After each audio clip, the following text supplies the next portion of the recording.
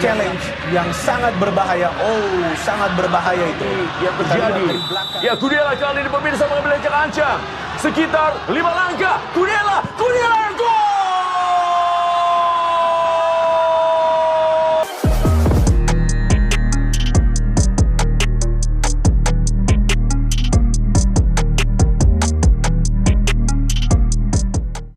Jackmania. Assalamualaikum warahmatullahi wabarakatuh. Kembali lagi dengan gue Guntur Widianto dalam program Gue Persija. Buat lo yang baru mengunjungi channel atau akun YouTube gue, silahkan di subscribe. Kemudian jangan lupa di like dan juga diaktifkan tombol notifikasinya supaya lo nggak ketinggalan informasi-informasi terkini seputar klub kebanggaan kita Persija Jakarta. Nah, di episode kali ini gue bakal bahas seperti biasa preview pertandingan yang baru saja selesai beberapa waktu lalu antara Persija Jakarta melawan Persik Kediri, plus di bagian akhir video gue bakal membahas peluang Persija di musim ini, apakah masih memungkinkan untuk finish di peringkat pertama atau sebagai juara BRI Liga 1 Indonesia. Nah, gue mau bahas pertandingan Persija lawan Persik dulu. Jadi kalau kita lihat dari susunan starting 11-nya, ini hampir sama dengan di pertandingan kemarin. Nah, hanya memang karena kan Gustavo ini belum bisa main ya, karena dia terkena akumulasi larangan bermain. Kemudian juga akhirnya Coach Carlos Peña ini coba pakai skema false nine. Dan seperti di dua video gue sebelumnya, gue sering bilang bahwa skema false nine ini sebenarnya cocok untuk Persija manakala dia tidak sedang diperkuat oleh Gustavo. Dan malam ini lagi-lagi Carlos Peña mencoba menggunakan skema itu. Jadi di bagian depan itu ada Hanan, Doni dengan Rio Matsumura. Kemudian Pablo yang kemarin ternyata tampil impresif di sektor kanan, akhirnya dia dipercaya lagi. Plus juga karena Rio Fahmi masih cedera. Jadi ini sebuah dalam tanda kutip ya berkah di balik musibah ketika kita kehilangan Rio Fahmi. Ternyata begitu Pablo dicoba di sektor kanan, kemarin mainnya bagus dan di pertandingan ini akhirnya diturunkan lagi oleh Coach Peña di sektor kanan. Nah, kalau dari jalannya pertandingan sebenarnya baik Persija dengan Persik itu bermain cukup seimbang ya kalau gue bilang. Ya bedanya adalah Persija mampu memanfaatkan peluang ketika mereka mendapatkan penalti di menit-menit awal. Jadi ketika Raihan Hanan menusuk ke dalam kotak 16, kemudian diganjar, kemudian Kudela sang eksekutor berhasil mencetak gol, mencetak penalti dari titik penalti dengan sangat baik, dengan sangat tenang. Nah, bedanya hanya di situ kalau menurut gue, karena kalau gue lihat Persija juga dari segi cara dia bermain itu lebih banyak menunggu, dan ketika misalnya ketika lu bisa lihat pada saat Persija sudah unggul 1-0 dari awal pertandingan itu mereka lebih bermain menunggu, bermain negatif. Nah, dan sekali Persija juga melakukan serangan lewat serangan-serangan balik ya, lewat pelari-pelari cepatnya, ada Raihan Hanan, kemudian ada Dimitri dan juga ada Rio Matsumura. Nah, kemudian lagi memang gue bilang bahwa salah satu resiko ketika memainkan formasi false nine dan itu tidak ada striker murni di depan, ya ketika bola sudah masuk ke kotak 16, ini para pengumpan atau pemberi asis ini cukup kebingungan ya, karena mereka harus mengumpan ke siapa. Jadi seringkali di sektor depan itu justru kosong. Nah, karena misalnya kayak si Donitri lari ke kanan, si Hanannya ke kiri, nah Rio di belakangnya. Jadi depan itu justru kosong. Malah gue beberapa kali lihat Hanif yang mengisi di situ dan sesekali Gayos yang masuk ke situ. Tapi memang kembali di video gue kemarin gue juga sempat bilang kan bahwa salah satu PR-nya Persija adalah kalau Gustavo itu tidak ada, maka mereka tidak punya pemain yang mampu menjadi eksekutor secara klinis di kotak 16. Dan itu kebukti di pertandingan ini. Lagi-lagi Persija peluangnya banyak karena dia main false nine, tapi finishingnya yang kurang. Bahkan waktu Gayos dia mentok tiang gawang, Hanif juga sama. Jadi maksud gue memang pemain-pemain Persija ini mungkin perlu ditingkatkan ya pelatihnya, berlatih untuk mengeksekusi ke gawang lawan gitu. Jadi jangan hanya melulu mengandalkan striker. Ketika Gustavo tidak ada, maka tidak ada yang tajam di sektor di kotak 16 lawan. Nah, kemudian lagi yang gue lihat juga di babak kedua nggak terlalu banyak peluang juga. Persik mendominasi tentu karena mereka tuan rumah dan mereka tidak mau pulang dengan tangan hampa gitu. Jadi mereka mendominasi dari ball position dia 60-65%. Kemudian dari shotnya juga lebih banyak daripada Persija. Tentu itu hal yang wajar. Apalagi posisinya dia tertinggal. Nah, Persija itu yang gue lihat di eranya Carlos Peña ini, terutama di beberapa pertandingannya ketika dia sudah unggul, walaupun unggul tipis, dia langsung memainkan permainan yang negatif. Artinya dia coba lebih bertahan dan menunggu gitu, sambil sesekali melakukan serangan balik lewat tadi pemain-pemain pelari kencang itu tadi.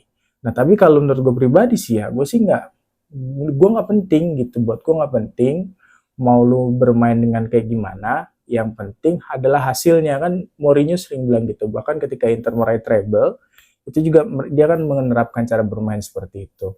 Nah, kayak yang gue bilang bahwa sebenarnya Persija ini dia butuh satu aja nih kemenangan buat menyuntik moralitas dan psikologi pemain. Nah, ketika itu mereka dapat, gue yakin di match-match berikutnya itu spirit mereka, fightingnya mereka itu naik gitu. Dan kebukti di pertandingan kemarin nyaris menang. Nah, di pertandingan ini mereka menang. Nah, tinggal minggu depan nih menghadapi lawan selanjutnya apakah bisa meraih 3 poin lagi dan meningkatkan moralitas tim lagi. Nah, terus yang menjadi beberapa hal yang menjadi sorotan gue, yang pertama adalah ini dari banyaknya pemain kita yang cedera ya. 2 match tercatat udah ada Rio Fahmi, kemudian hari ini Donitri lagi bagus-bagusnya, sayang juga gitu ya dia harus cedera. Nah, ini mungkin patut dievaluasi juga untuk jajaran pelatih fisik ya. Kayaknya gue lihat di eranya Thomas Doll itu lebih bagus tuh pelatih fisiknya Paul Kenan ya kalau nggak salah. Itu kayak lebih bagus tuh karena tidak lebih banyak pemain-pemain yang mudah cedera. Kayak Persija ini emang ada aja nih ujiannya nih. Kemarin ujiannya kartu merah mulu nih. Dengan beberapa match ini, 2 match ini udah nggak ada kartu merah, justru yang ada pemain dicederain gitu. Jadi emang ada aja persoalannya, tapi memang itu lagi kembali ya. Yang pertama kali menjadi sorotan gue adalah bagaimana kondisi fisik pemain Persija yang mudah sekali cedera. Nah, terus yang kedua, gue lihat hari ini Hanif mainnya bagus banget. Dan mungkin kalau ada pemilihan man of the match, salah satu kandidat kuatnya adalah Hanif. Jadi Hanif ini dia ditaruh di tengah, meskipun ada peluang yang dia buang, tapi overall mainnya Spartan banget. Pertandingan kemarin juga Hanif menurut gue mainnya cukup bagus ya, salah satu yang menonjol di situ. Mungkin gara-gara efek ganti rambut ya bang ya, model rambut dikebelakangin gitu, jadi makin semangat mainnya. Tapi keren. Terus Carlos Eduardo ini juga sama. Dia melakukan save krusial. Jadi di pertandingan hari ini ada mungkin 1 atau 2 save yang krusial banget, yang mana ketika mungkin peluangnya udah 78% bahkan 90% jadi gol, itu bisa dipatahkan oleh Eduardo. Dan ini lagi-lagi gue bilang Eduardo ini sebenarnya kiper bagus, sayangnya dia selama ini belum bisa membuktikan konsistensinya gitu. Bagus, tapi kalau nggak satu full musim bagus terus juga kan percuma ya. Jadi jangan sampai naik turun. Nah, inilah ajang pembuktian dia di 5 match terakhir, apakah betul keputusan manajemen waktu itu memberikan atau mendatangkan dirinya sebagai kompetitornya Andre Tani itu adalah pilihan yang tepat atau tidak. Nah, kemudian juga Pablo. Nah, ini gue seneng nih. Pablo Andrade itu kan di beberapa video gue sebelumnya gue bilang dia tuh nggak terlalu membawa dampak yang signifikan buat timnya ketika ditaruh di kiri, tapi ketika ditaruh di kanan kemarin sama Carlos Peña itu kelihatan banget tuh perannya bagus banget, dan dia lebih berani nusuk gue bilang. Gue nggak tahu alasannya apa ya, tapi emang kayaknya dia lebih baik ya kalau emang dia masih layak dipertahanin oleh jajaran manajemen dan pelatih di musim depan, mendingan dia jadi kompetitornya Rio Fahmi aja gitu. Nah, di sektor kiri kan ada Firza, ada Doni, jadi biarin aja tuh. Dan Firza juga mainnya lagi bagus juga, pertandingan kemarin juga bagus, pertandingan hari ini juga bagus. Nah kemudian berikut lagi Ramon. Masuknya Ramon ini juga memang lagi-lagi menjaga kestabilan tim ya. Kayak yang gue bilang, Ramon ini dia mainnya kayak Busquets, jadi nggak kelihatan, tapi kalau nggak ada dia kerasa gitu.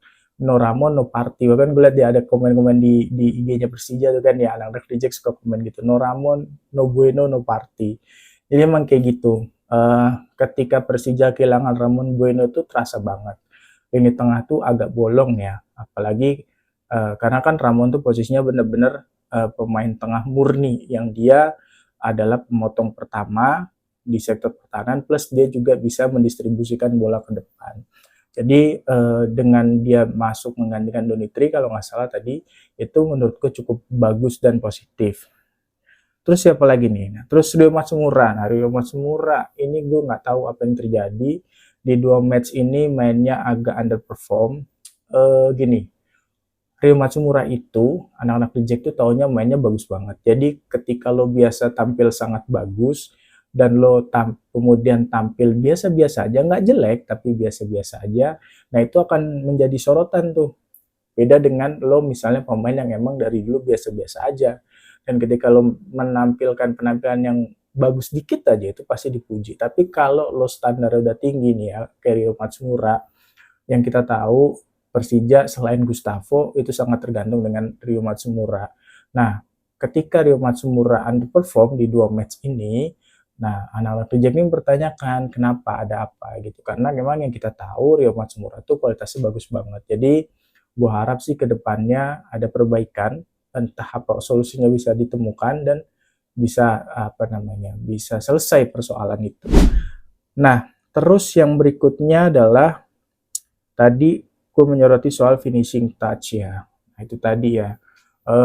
Tidak adanya Gustavo mempengaruhi banget bagaimana cara pemain Persija mengeksekusi peluang di kotak 16. Banyak sekali peluang. Di sini gue catat kalau nggak salah itu ada 11 atau berapa tadi ya. Nah, itu cuman tidak ada satupun yang dikonversi menjadi gol gitu. Bahkan golnya Persija sendiri kan berkat penalti ya, bukan bukan tendangan yang betul-betul mengarah ke gawang. Nah, ini betul ya, ada 11 total tembakan dan tidak ada satupun yang akurat. Nah, ini sangat disayangkan. Kemudian, nah ini gue bicara terakhir nih, peluang juara. Masih mungkin nggak sih Persija juara? Gini, sebagai Jackmania, tentu gue optimis. Tentu gue mendoakan yang terbaik untuk Persija Jakarta. Tapi di sisi lain kita juga harus realistis bos.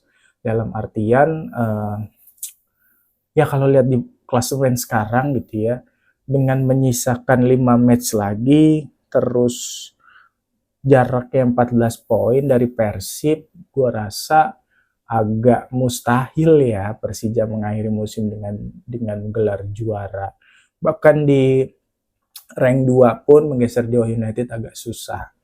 Memang ya yang realistis adalah 4 besar gitu, 4 besar, syukur-syukur bisa di nomor 3 gitu ya.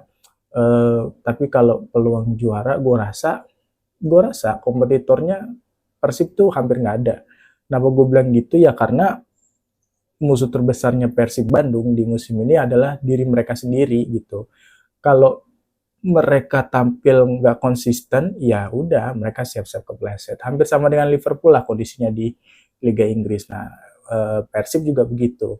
Kalau mereka nggak bisa konsisten tampil baik di 5 pertandingan sisa, ya udah wassalam. Jadi fokus mereka adalah bagaimana membenahi dan menjaga moralitas tim mereka sendiri. Nah, kalau Persija, gue rasa musim ini ya kita udah harus dalam tanda kutip ngelepasin ya juara itu. Yang penting fokus sekarang adalah bagaimana bisa masuk ke 4 besar plus bisa lolos ke Liga Asia, karena kan ini yang menjadi penting gitu. Kalau kita mau lihat Persija bertumbuh ya dia harus main di level internasional supaya banyak perbaikan di dalamnya, banyak investor masuk di sana. Em, Mungkin itu aja ya video dari gue, ulasan dari gue. Seperti biasa, kalau lo punya pertanyaan, saran, kritik, ataupun masukan, lo bisa tulis di kolom komentar. Gue pamit undur diri dulu. Bye. Jack Mania.